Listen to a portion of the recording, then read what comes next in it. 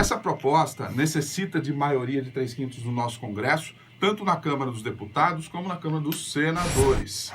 Então, foi aprovada já em primeiro turno e agora recentemente em retorno ao recesso, que não sei por qual motivo o retorno acontece numa terça-feira e não numa segunda, mas retornaram seus trabalhos nessa terça-feira e aconteceu a aprovação até um período bem avançado noturno, dificultando até o acompanhamento, vencendo às vezes pelo cansaço. Foram 379 deputados. 379 deputados. Para 131. Para 131. E uma abstenção. E uma abstenção. Então esse foi o placar da votação do segundo turno da reforma da Previdência.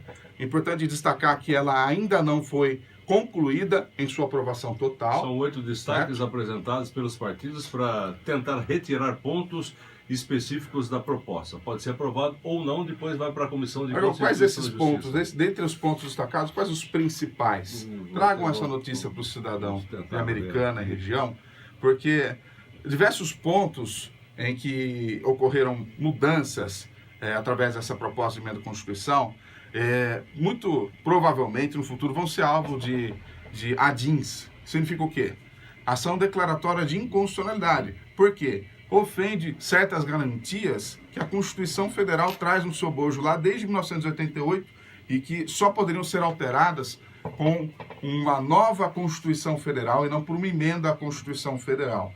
Então, resguardado que existem pontos da reforma que, sem dúvidas, a advocacia vai permanecer ativa, vai conseguir se propor e opor a essas mudanças, mas, infelizmente, isso tem tramitado no sentido de piorar, e uma reforma maléfica no sentido de piorar a condição do aposentado no dia de hoje.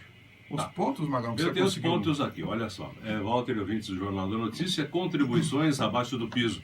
O PT quer retirar o dispositivo que desconsidera para a contagem de tempo de contribuição para a Previdência contribuições abaixo do piso mínimo de cada categoria.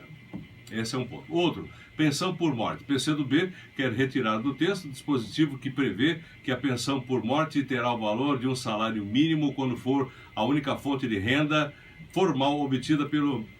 Essa questão... pelo dependente. Magrão, se me permite a interrupção, Tá, essa questão da pensão por morte, ela é uma questão muito polêmica, porque atualmente ainda vivemos naquela época em que a população idosa, a mulher não trabalha. A população que hoje é idosa viveu e vive na época que a mulher não desenvolveu nenhuma atividade laboral, ou pouca atividade laboral no decorrer da sua vida, e depende financeiramente do marido. E, estatisticamente, a mulher vive mais do que o homem, 8 anos a mais, de acordo com o IBGE. Então, a mulher, ela vai receber, inevitavelmente, via de regra, a pensão por morte do marido. E se ela, por um acaso, não trabalhar, não tiver renda, tem que ser garantido um mínimo, de um salário mínimo para ela sobreviver. E quem hoje sobrevive com um salário mínimo, tendo que pagar plano de saúde, aluguel, remédio, alimento... O plano de saúde não paga com salário. Estão delegando toda essa carência do idoso para a família, certo? Bom, seguindo aqui, doutor, BCP, isso aqui, o PT quer retirar... BPC, né? BPC. Que é o trecho que insere na Constituição a previsão de que somente idosos e pessoas com deficiência em famílias com renda familiar per capita inferior a 1/4 do salário mínimo terão direito ao benefício de prestação continuada, que é o BCP. Esse requisito, já existe em lei e pode ser modificado por projeto. Se for inserido na Constituição, será necessário uma PEC para modificá-lo. Essa questão do BPC é uma proteção a quem passa miséria, não é pobreza. É para quem passa miséria nesse novo governo. Abaixo da linha da pobreza.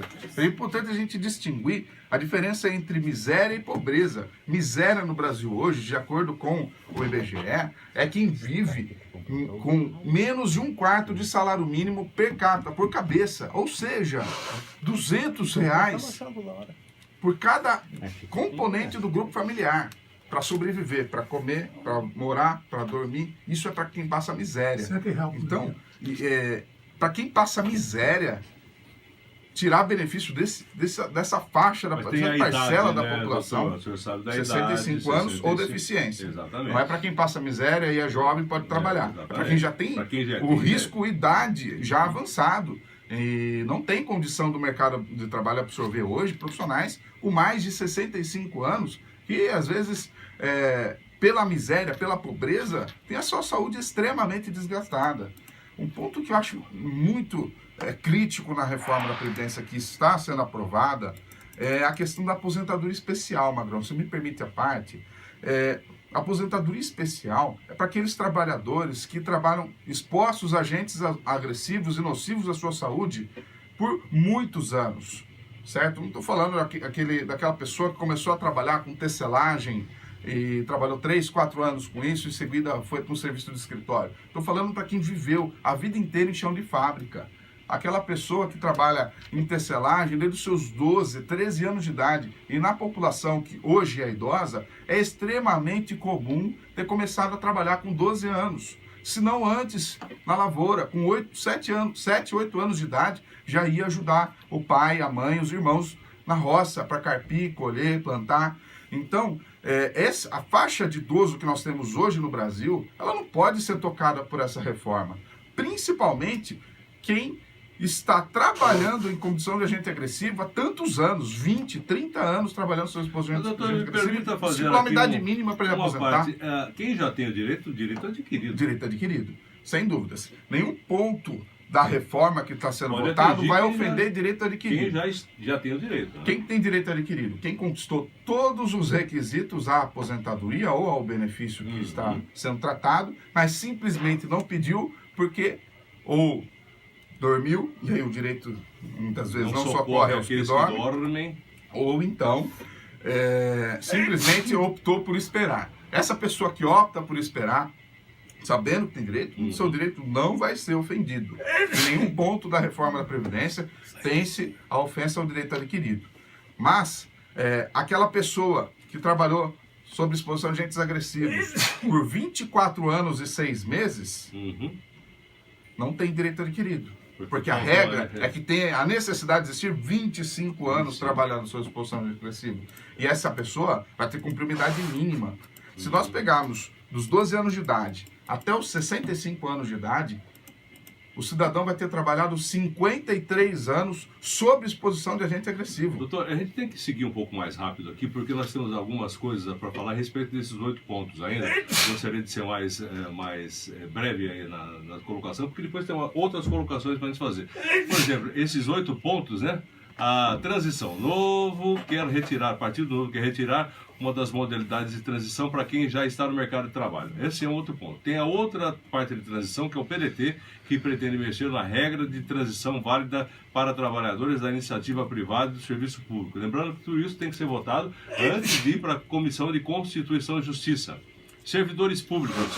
O PSB quer alterar aí regras para a aposentadoria dos servidores públicos que durante a atividade profissional ficaram expostos a agentes químicos, como o senhor falou agora aí, a respeito da periculosidade. Entre outras coisas, são aí os pontos, por enquanto, que terão que ser votados ainda. Tem o tempo de contribuição, abono salarial. Nesta reforma não estão incluídos os militares, nessa reforma não estão incluídos os servidores públicos municipais e estaduais.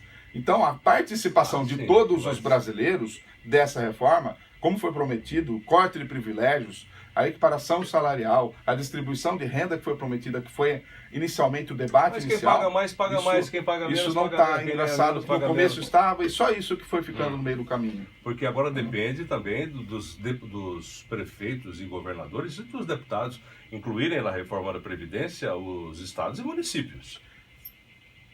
O senhor entende a dificuldade de aprovação da reforma? Agora o senhor imagina se isso vai vir para o Estado, como é que vai ser? Você imagina na prefeitura aqui, pequeno, voltar isso daí? Então, todas as prefeituras do Brasil, olha o retrabalho que vai ser... incluído na olha o retrabalho que está sendo feito, novas discussões para discutir as mesmas coisas. Tá certo. Fora isso que vai criar concorrência entre estados. O Estado fez melhor, o Estado fez pior. E deveria ser o quê? Deveria ser geral, deveria ser tudo junto, deveria ser igual para todos, né?